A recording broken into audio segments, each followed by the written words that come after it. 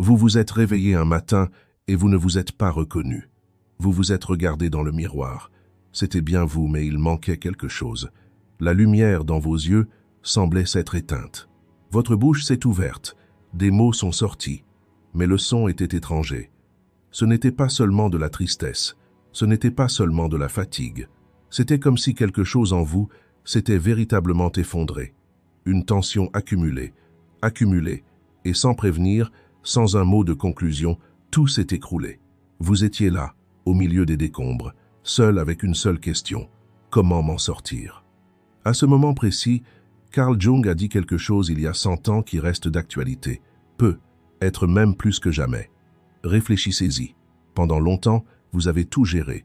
Vous faisiez votre travail, vous assumiez vos responsabilités, vous paraissiez fort. Peut être que quelqu'un vous a dit « tu es toujours sur le qui-vive » et au fond de vous, vous le croyez. Un café le matin, la tâche suivante, un silence pesant le soir. Les jours passaient, les mois, peut être même les années. Puis quelque chose s'est produit. Il peut s'agir d'une petite chose, une déception, une perte, un mot inattendu. Cette petite chose peut tout faire basculer en un instant. Et vous vous êtes demandé, suis-je vraiment si fragile? Non, vous ne l'étiez pas. Mais vous vous êtes posé cette question parce que vous avez mal interprété l'effondrement.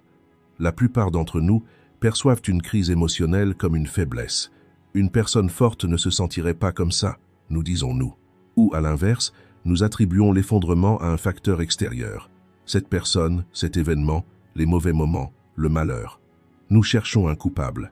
Car lorsque nous trouvons un coupable, au moins nous avons une explication. Une explication nous donne l'illusion de maîtriser la situation. Carl Jung dit autre chose. L'effondrement n'est pas une fin. Il nous dit que c'est souvent la fin inévitable d'une structure mal construite depuis longtemps. Réfléchissez. Lorsqu'un bâtiment s'effondre, qui est vraiment à blâmer? Le tremblement de terre ou les fondations fragiles? En réalité, ni l'un ni l'autre. Le bâtiment a été construit avec une charge qu'il ne peut supporter. Des fissures existaient depuis longtemps, mais personne ne les regardait. On les a négligées, ignorées, mises de côté sous prétexte de « pas maintenant mais plus tard », jusqu'au choc final. Nous construisons de telles structures en nous-mêmes, des murs érigés à partir des attentes des autres, de nos propres peurs et d'innombrables moments où nous nous disons « je dois avoir l'air bien, je dois toujours être forte ». Ces murs finiront par se fissurer, inévitablement sans faute. L'un des plus précieux enseignements de Carl Jung est le suivant. L'effondrement n'est pas une punition. L'effondrement peut être une invitation, une porte qui s'ouvre pour se tourner vers l'intérieur, pour regarder qui l'on est vraiment. Pour voir cette porte, il faut d'abord apprendre à s'asseoir au milieu des décombres, sans fuir, sans les dissimuler. C'est là que la plupart d'entre nous commettons la première erreur. Quand nous voyons les décombres, nous fuyons. Si nous ne pouvons pas fuir, nous les dissimulons. Par l'agitation, le bruit, le regard des autres, les réseaux sociaux, les achats, en nous jetant dans une relation. Partout sauf se regarder en face. Cette vidéo n'est pas regardée par un inconnu. Elle est regardée par quelqu'un qui vous connaît. Cette personne sait ceci. Parfois, s'arrêter est à la fois la chose la plus terrifiante et la plus nécessaire. Alors pourquoi est-ce si difficile? Pourquoi se regarder en face est-il si effrayant? Parce que nous ne savons pas ce que nous y trouverons. Nous le devinons déjà, mais nous refusons de le voir. Car voir implique une responsabilité. La responsabilité exige un changement. Et le changement fait toujours mal. C'est pourquoi, pendant des années, on vit le même effondrement sous différentes formes. La même douleur, un visage différent. La même blessure, des mains différentes. Quand l'angle mort ne change pas, l'histoire ne change pas non plus. Les mots de Carl Jung sont importants à ce stade. Pour le comprendre, il faut d'abord écouter cette voix intérieure qui est restée silencieuse si longtemps, mais qui ne nous quitte jamais. Cette voix a quelque chose à nous dire. Elle nous le dit depuis longtemps. Nous avons simplement choisi de ne pas l'entendre, ou nous étions trop occupés pour l'entendre. Maintenant, peut être pour la première fois, cette voix résonne très fort. L'écouterez-vous vraiment pour la première fois? Cette envie de fuir n'est pas une faiblesse de caractère. C'est un réflexe ancestral. Le cerveau perçoit la douleur comme une menace et fait tout pour vous en éloigner. Réfléchissez plus vite, bougez plus, distrayez-vous. Ces ordres fusent en quelques secondes, et généralement vous finissez par vous endormir. Car à ce moment-là, s'arrêter semble insupportable. Chaque fuite a un prix. Lorsque vous fuyez la douleur, vous oubliez la connaissance qu'elle recèle, comme oublier son portefeuille en fuyant un incendie. Vous avez sauvé votre vie, mais vous avez oublié quelque chose. Cet oubli vous ramène au point de départ peu après, sous une autre apparence, avec un autre visage, mais la même leçon. Carl Jung l'a observé chez ses patients. Des personnes qui avaient consulté différents thérapeutes, essayé différentes techniques, lu des livres pendant des années, des personnes intelligentes, des personnes conscientes, mais toujours prises dans le même cycle, car elles comprennent, mais elles ne ressentent pas. Elles tentent de résoudre le problème par la raison au lieu de l'intérioriser. Ces deux choses sont très différentes. Ressentir prend du temps. Cela demande de la patience. Cela exige un espace intérieur sécurisant. Cela demande d'être un peu moins dur envers soi-même, un peu plus curieux. Carl Jung a fait une observation. Face à la souffrance, la première réaction est toujours la même. Chercher la source de la douleur à l'extérieur de soi. Si la relation s'est terminée, le problème vient de l'autre. Si l'on a perdu son emploi, le problème vient de l'entreprise. Si la vie est devenue difficile, le problème vient des circonstances. Nous le comprenons, car se tourner vers l'intérieur est bien plus lourd que de se tourner vers l'extérieur. Carl Jung affirme « Tout ce qui est extérieur est en réalité le reflet de quelque chose à l'intérieur de nous ». Cette phrase peut paraître déstabilisante au premier abord. On pourrait se demander « Alors tout, c'est moi ?» Non, pas du tout. Jung ne vous blâme pas. Votre perception du monde est façonnée par ce que vous êtes. Et ce que vous êtes est en grande partie constitué de facettes de vous-même que vous n'avez pas encore explorées. N'y a-t-il pas un schéma qui se répète sans cesse dans votre vie? Vous vous heurtez toujours au même type de personnes, ou vous éprouvez toujours la même déception dans les mêmes types de relations. Ou encore, lorsque tout va pour le mieux, vous avez l'impression que quelque chose à l'intérieur sabote tout. Ces répétitions ne sont pas le fruit du hasard. Carl Jung explique qu'il s'agit de signaux provenant de notre fort intérieur, des signes de quelque chose dont nous n'avons pas encore conscience, de quelque chose que nous n'avons pas encore affronté. Enfin, nous avons pris certaines décisions quant à qui nous étions. Ces décisions ne sont pas conscientes. Elles se prennent bien plus tôt, bien plus profondément. Si nous avons grandi en croyant que pleurer est un signe de faiblesse, peut-être personne ne nous l'a-t-il dit explicitement. Mais nous l'avons ressenti, dans un regard, un silence, une réaction. Et de ce sentiment est née une décision. Je ne pleurerai pas. Je paraîtrai fort. Je montrerai que je n'en ai pas besoin. Les années ont passé et cette décision est devenue une structure en nous. Nous avons vécu avec cette structure. Nous l'avons confondue avec nous-mêmes. Selon Carl Jung, une dépression nerveuse survient au moment où cette structure devient intenable. Nous avons peut-être subi un choc extérieur, mais en réalité, cette structure interne était déjà fissurée. L'événement extérieur n'était que la touche finale. Allez-vous reconstruire la même structure sur ces décombres ou allez-vous bâtir quelque chose de différent? La réponse de Carl Jung à cette question est simple et pourtant profonde. D'abord, comprenez ce que vous construisez. Voyez pourquoi vous le construisez. Remarquez les aspects de vous-même que vous avez mis de côté jusqu'à présent, car ces aspects refoulés n'ont pas disparu. Ils sont toujours là. Parfois, ils ressurgissent sous forme de colère, parfois de déception, parfois de nuits blanches hantées par les pensées, parfois de la question « Pourquoi moi ?» Ce ne sont pas des événements aléatoires. C'est comme si une partie de vous que vous ne reconnaissez pas frappait à la porte. En psychologie, Carl Jung explique qu'en chaque personne, outre sa conscience, vit une part d'elle-même qu'elle ignore, refoule ou nie. Chacun a une part de soi dont il dit « Je ne suis pas comme ça », mais qui existe bel et bien au plus profond de lui-même. Jalousie, ambition, peur, vulnérabilité, colère.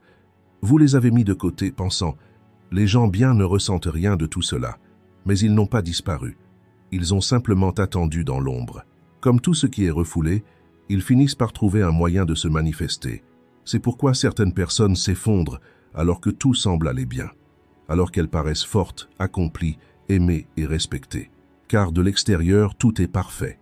Au fond de nous, des sentiments refoulés s'accumulent depuis des années. Un matin, sans prévenir, tout s'effondre sous le poids de cette accumulation. Selon Carl Jung, on ne fuit pas seulement la douleur, on fuit aussi la guérison. Qui ne voudrait pas guérir? Mais réfléchissez-y. Si votre douleur vous accompagne depuis longtemps, elle peut être devenue une partie intégrante de votre identité. Je suis toujours une déception. Ma chance ne me quitte jamais. On finit toujours par me quitter. Ces phrases sont douloureuses, certes, mais elles sont aussi familières, et ce qui est familier, aussi lourd soit-il, procure un sentiment de sécurité. Guérir signifie donc parfois perdre cette familiarité. Cette perte peut exiger un véritable deuil. Dire adieu à sa douleur, dire adieu à l'identité qu'elle vous a donnée, ce n'est pas rien. Carl Jung ne juge pas cela. Au contraire, il le comprend, car il sait aussi que l'on s'accroche davantage au connu qu'à l'inconnu. Même la douleur familière, peut sembler plus rassurante qu'un bien, être incertain. Cet attachement vous fige à un moment précis, il vous immobilise. Tandis que la vie continue de s'écouler autour de vous, vous restez figé dans le même décor, avec les mêmes répliques. C'est là que naît la prise de conscience. Face à votre douleur, demandez-vous, est-ce mon destin ou est-ce une histoire à laquelle je me suis habitué? Pourquoi certaines personnes ressortent-elles plus fortes d'une épreuve, tandis que d'autres revivent sans cesse le même chagrin? D'où vient cette différence? La réponse de Carl Jung est étonnamment claire. Ce n'est pas ce que l'on fait après l'épreuve qui compte, mais la façon dont on l'aperçoit. Autrement dit, la perspective est plus déterminante que tout le reste. Prenons l'exemple de deux personnes confrontées à la même perte, la fin d'une relation de longue date. La première pense « c'est de ma faute, je ne vaux rien, je n'aurai plus jamais cette chance ». La seconde, et c'est là que Jung intervient, se demande « quels étaient mes besoins dans cette relation? Quelles attentes étaient irréalistes? Que m'apprend cette expérience sur moi-même ?» Toutes deux souffrent, mais la seconde utilise cette souffrance comme une source de connaissance. La première la vit comme une punition. Carl Jung affirme que la première perspective ramène une personne à la case départ, tandis que la seconde la fait progresser. Cette différence n'est pas une question de tempérament ou de chance. Il s'agit d'une perspective qui s'apprend. Posons-nous la question que vous vous posez secrètement. Utiliser la douleur comme source de connaissance, n'est-ce pas simplement une illusion? J'ai mal au cœur, à quoi bon la théorie? Vous avez raison. Carl Jung le savait aussi. C'est pourquoi il insiste sur un point. La reconstruction ne commence pas par l'élimination de la douleur. Elle commence par la tentative de la comprendre. Et par comprendre, nous n'entendons pas l'analyser et la mettre de côté. Nous entendons l'accueillir. C'est une idée très étrangère au monde moderne. On nous apprend que les sentiments sont éphémères. Agissez vite, allez de l'avant, soyez forts. Les réseaux sociaux nous montrent chaque jour des histoires. Je suis tombé, je me suis relevé, ma photo est superbe. Carl Jung s'interroge sur ce qui se cache derrière ces histoires. Vous êtes-vous vraiment relevé? Ou avez-vous simplement changé de perspective sans vous rendre compte de votre chute? La véritable reconstruction ne se fait pas rapidement. Elle exige du silence, et le silence est ce qu'il y a de plus rare à notre époque. Car c'est dans le silence que ces voix commencent à se faire entendre. Des voix refoulées, remises à plus tard, des « j'y réfléchirai plus tard ». Ces voix ne sont pas toujours bienveillantes. Parfois, elles disent « tu t'es trompé de chemin depuis des années ». Parfois, tes choix ont été guidés par la peur. Parfois, tu as renoncé à toi-même pour plaire aux autres. Ces voix blessent. Mais cette douleur est porteuse de sagesse. Carl Jung disait que tant qu'une personne évite de se confronter à elle-même, la vie continuera de la confronter. Extérieurement, à travers les autres, à travers d'autres épreuves. C'est comme si la vie était un miroir, nous renvoyant sans cesse ce que nous refusons de voir jusqu'à ce que nous le regardions. Après un revers, il est tout à fait normal de se demander « Pourquoi moi ?» Carl Jung disait que cette question s'adresse généralement à la mauvaise personne, car la question « Pourquoi moi ?» cherche sa réponse à l'extérieur, dans le destin, dans le malheur, dans les erreurs des autres. Cette recherche aboutit parfois à des conclusions justifiées. Oui, vous avez subi une injustice, oui, quelqu'un vous a maltraité. Mais même après avoir constaté cette injustice, la question demeure « Que faire maintenant ?» Au lieu de se demander « Pourquoi moi ?», Carl Jung propose une autre approche. Que m'apprend cela? Un simple changement de formulation en apparence. Mais il inverse complètement la perspective. D'un côté, on se place en victime. De l'autre, on devient enquêteur. L'enquêteur a un pouvoir d'action bien plus important que la victime. Cette approche ne consiste pas à minimiser les faits, ni à banaliser sa douleur. Au contraire, il s'agit de respecter cette douleur au point d'en tirer des leçons. Car une douleur vaine est véritablement tragique. On a perdu quelque chose, et de surcroît, on n'a pas tiré les enseignements de cette perte, une seconde perte. Carl Jung demandait un jour à ses patients, « Si cette crise ne s'était pas produite, quand vous seriez-vous arrêté pour vous regarder en face ?» La plupart restaient silencieux, car la réponse était évidente. « Jamais. La vie nous emporte. On court partout. S'arrêter est un luxe. Parfois, la vie doit nous arrêter. Cet arrêt est un signe. Que font la plupart des gens après une dépression nerveuse? Ils essaient de se reconstruire. Cet effort semble logique. On est brisé. On va se réparer. Naturel, non? Carl Jung dit pourtant une chose très pertinente. Reconstruire n'est pas réparer. Cette différence paraît minime, mais elle est révolutionnaire dans la pratique. Réparer, c'est essayer de faire revivre le passé, rassembler les morceaux brisés, les remettre en place, reprendre le cours de sa vie une fois la blessure cicatrisée, avec les mêmes croyances, les mêmes schémas, les mêmes peurs, juste un peu plus prudent, un peu plus sur la défensive.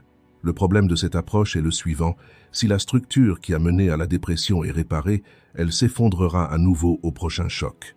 Elle pourrait même s'effondrer plus vite, parce qu'on a colmaté les brèches, mais sans en comprendre la cause. Reconstruire, en revanche, pose une question différente. Qu'est-ce que je vais apprendre de cette expérience? Que me révèle cette dépression? Qui ai-je évité de devenir pendant tout ce temps? Cette dernière question est la plus difficile, car la plupart d'entre nous construisons notre vie sur ce que nous ne voulons pas devenir. Je ne serai pas comme mon père, je ne paraîtrai pas faible, je ne serai pas dépendant, je ne décevrai pas. Ces décisions deviennent, au fil des années, les pierres angulaires de notre identité. Nous les confondons avec du caractère. Ce sont souvent des murs construits sur la peur. Selon Carl Jung, ce que l'on refoule se renforce. Plus on tente de le contenir, plus il grandit.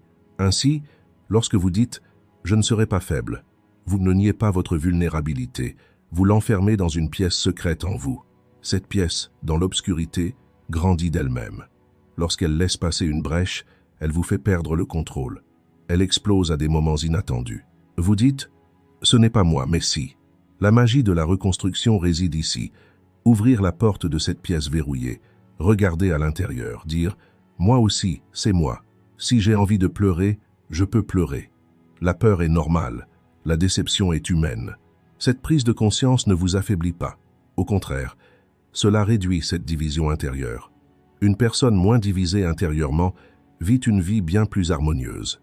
La plupart des gens pensent qu'après une crise émotionnelle, le mieux est de travailler à devenir une meilleure personne, de combler ses lacunes, de développer ses forces, de se fixer des objectifs, d'instaurer de bonnes habitudes, de trouver la motivation.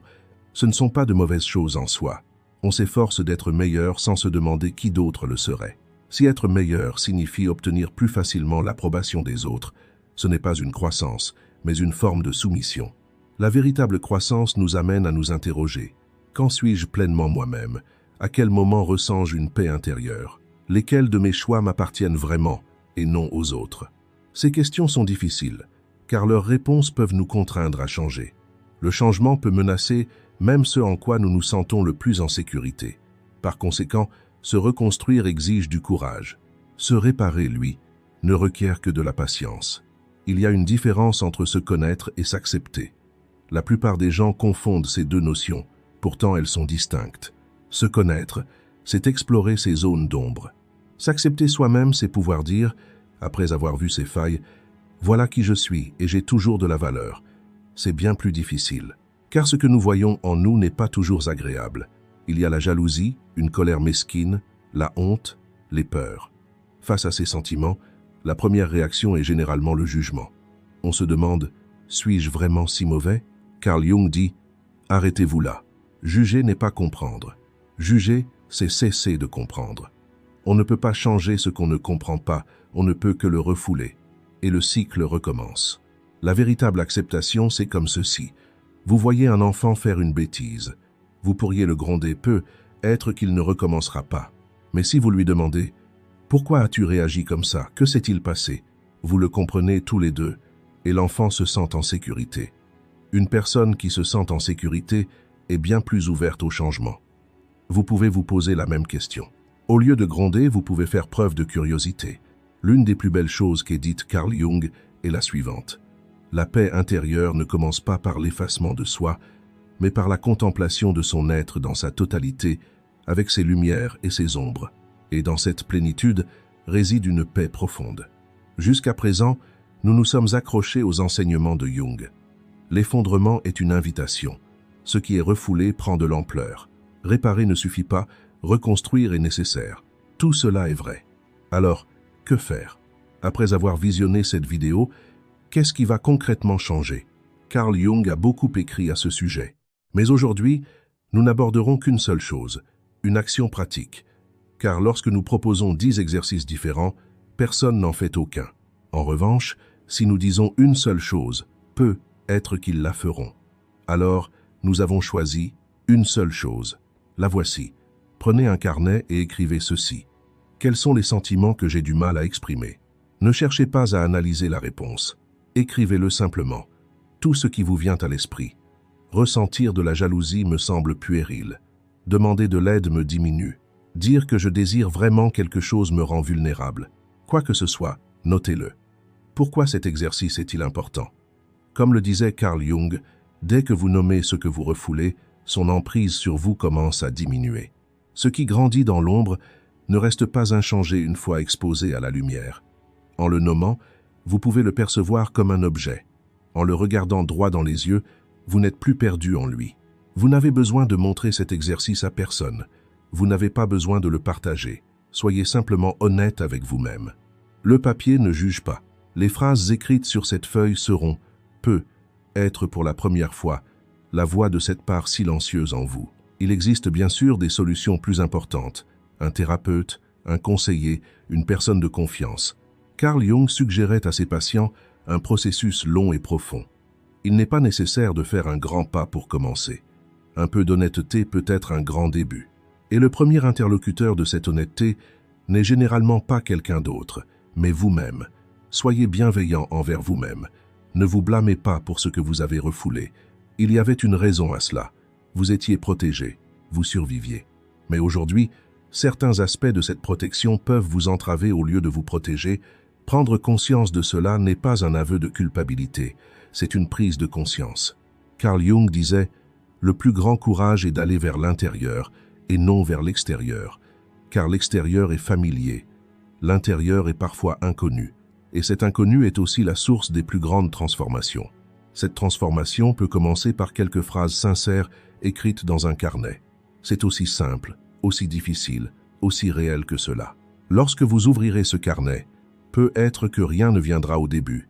La page sera blanche, le stylo figé dans votre main. Cela aussi est une réponse. Vous avez fermé la porte si hermétiquement à cette voie pendant si longtemps qu'il faut du temps pour l'ouvrir maintenant. Ne soyez pas impatient, ne forcez rien. Soyez simplement là. Peut être qu'une phrase sortira le premier jour, peut être une demi-phrase, peut être juste un mot. Fatigue, colère, solitude. Ces mots semblent insignifiants, mais ils ne le sont pas. Car les faire sortir, c'est les rendre réels pour la première fois. Ce qui est réel peut être travaillé. Ce qui est imaginaire ne peut qu'être source d'inquiétude. Carl Jung disait à ce sujet, « Les gens ont peur d'exprimer leurs sentiments car ils pensent « je vais perdre le contrôle ». En réalité, c'est tout le contraire. Quand on n'exprime pas ses sentiments, ils nous contrôlent. Quand on nomme un sentiment, on le voit. Ce que l'on voit ne nous entraîne plus, on le porte. Cette différence est fondamentale. Ainsi, chaque phrase que vous écrivez dans votre carnet est en réalité une reconquête. Un acte silencieux mais puissant de reconquête d'une part de vous-même déchirée, refoulée, réduite au silence. Même si personne ne le voit, même si personne ne le sait. Vous le savez. Cela suffit. Parfois, la guérison la plus profonde commence dans les lieux les plus paisibles. Au début de cette vidéo, nous avons décrit ce moment où, au réveil, on ne se reconnaît plus. Aujourd'hui, à la fin, j'aimerais vous poser une question différente. La personne que vous avez reconnue était-elle vraiment vous? Ou aviez-vous, au fil des années, créé un rôle, une image de ce que vous étiez censé être, forte, calme, productif, sans problème, capable de tout gérer, de résoudre les problèmes? À quel point vous sentiez-vous vraiment libre en endossant ces rôles? Jung s'est posé cette question toute sa vie, non seulement à ses patients, mais aussi à lui-même. Il a constaté ceci. La plupart des gens, en vieillissant, prennent leur distance avec eux-mêmes, inconsciemment, lentement, à chaque conformisme, à chaque abandon, à chaque « d'accord, je vais gérer » un peu plus. Lorsqu'ils finissent par s'effondrer, ils paient en réalité le prix de cet éloignement, le prix d'avoir ignoré le poids de leurs responsabilités. Selon Jung, ce prix n'est pas une fin, mais une opportunité. Une opportunité rare, rarement comprise, rarement saisie. Au cœur de cet effondrement, si vous ouvrez les yeux, vous découvrirez quelque chose que vous n'avez pas vu depuis longtemps, votre véritable nature. La part de vous-même restée enfouie, en attente, toujours vivante, sous tous ses rôles, toutes ses attentes. Reconstruire, c'est retrouver cette part. C'est la définir non pas avec le vocabulaire de la société, mais avec vos propres mots. Ce processus peut être long, il n'est pas linéaire. 2 pas en avant, 1 pas en arrière, mais chaque pas en avant est réel.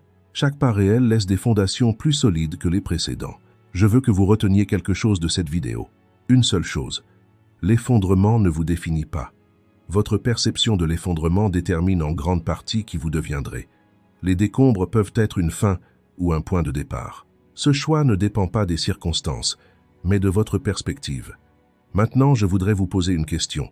Nous ne voulons pas que vous y répondiez immédiatement. Pas aujourd'hui. Peut être ce soir, peut être cette semaine. Dans un moment de calme, demandez-vous. Si personne n'attendait rien des autres, si personne ne savait comment vous percevoir, qui seriez-vous? Trouver une réponse honnête à cette question pourrait être une quête de toute une vie. Commencer cette quête peut tout changer dans votre existence. Ceux qui sont prêts à se poser cette question sont souvent déjà à mi-chemin. Si cette vidéo vous a touché, si elle a suscité une réflexion, écrivez-la ci-dessous, même un seul mot. Ces échanges sont importants, pour vous comme pour tous ceux qui se posent ces questions. Vous n'êtes pas obligé de liker ou de vous abonner, mais si ce contenu vous a apporté quelque chose et que vous souhaitez en voir plus, les boutons sont là, c'est vous qui décidez. Ce que nous souhaitons par-dessus tout, c'est que vous soyez là pour la prochaine vidéo, car il y a encore tellement à dire. La reconstruction ne se fait pas du jour au lendemain. On ne devient pas illuminé en regardant une vidéo. On ne change pas en lisant un livre. Ce processus se déroule dans des moments ordinaires, comme une question qui vous traverse l'esprit en sirotant votre café du matin, sous la douche, en marchant, assis dans une pièce calme. Il prend forme par petites prises de conscience, plutôt que par grandes décisions. Parfois, on revient en arrière. On retourne au passé, aux anciennes réactions, aux anciennes peurs, aux anciennes voix. Ces retours ne sont pas des échecs. Carl Jung l'affirme clairement. La croissance n'est pas une ligne droite. C'est un mouvement en spirale. Vous avez l'impression de revenir au même point, mais d'un point de vue légèrement plus élevé. La différence est subtile, mais bien réelle. Alors, soyez patient avec vous-même. Si l'effondrement s'est accumulé au fil des années, la reconstruction prendra aussi du temps. Ce n'est pas une course. Vous n'êtes en compétition avec personne. Il n'y a pas de ligne d'arrivée. C'est simplement un effort pour se rapprocher un peu plus de soi-même chaque jour. Vous n'êtes pas seul dans ce cheminement. Tant de personnes se posent ces questions, portent cette douleur, tentent de rassembler ce courage. Vous n'en connaissez peu, être aucune. Mais vous vous posez tous la même question. C'est un lien subtil, mais bien réel. Cette vidéo est maintenant terminée. Si vous souhaitez nous soutenir, vous pouvez devenir membre de la chaîne en cliquant sur le bouton « Rejoindre ». Merci.